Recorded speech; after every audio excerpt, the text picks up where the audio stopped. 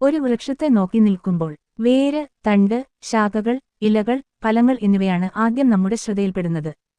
എന്നാൽ വൃക്ഷം മാത്രമാണ് സത്യം. ഈ വൃക്ഷത്തിന്റെ ഉപമയിലൂടെ ഭാരതത്തിന്റെ 3 മഹത്തായ ദർശനങ്ങളെ നമുക്ക് വ്യക്തമായി മനസ്സിലാക്കാൻ കഴിയും.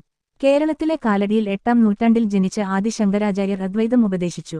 ശങ്കരദർശനപ്രകാരം വേര്, തണ്ട്, ശാഖ, ഇല, ഫലം എന്നിവ ഒരേ വൃക്ഷത്തിന്റെ വിവിധ ദൃശ്യരൂപങ്ങൾ മാത്രമാണ്. വ്യത്യാസങ്ങൾ അനുഭവതലത്തിലാണ്. സത്യം വൃക്ഷം എന്ന ഒന്ന് മാത്രമാണ്. തമിഴ്നാട്ടിലെ ശ്രീപെരുമ്പുദൂരിൽ 11ാം നൂറ്റാണ്ടിൽ ജനിച്ച ശ്രീ രാമാനുജാചാര്യർ വിശിഷ്ടാദ്വൈതം ഉപദേശിച്ചു. ഈ ദർശനപ്രകാരം വൃക്ഷം ഒന്ന് തന്നെയായിരിക്കുമ്പോഴും വേര്, തണ്ട്, ശാഖകൾ, ഫലങ്ങൾ എന്നിവ യാഥാർത്ഥ്യമാണെന്ന് അംഗീകരിക്കപ്പെടുന്നു.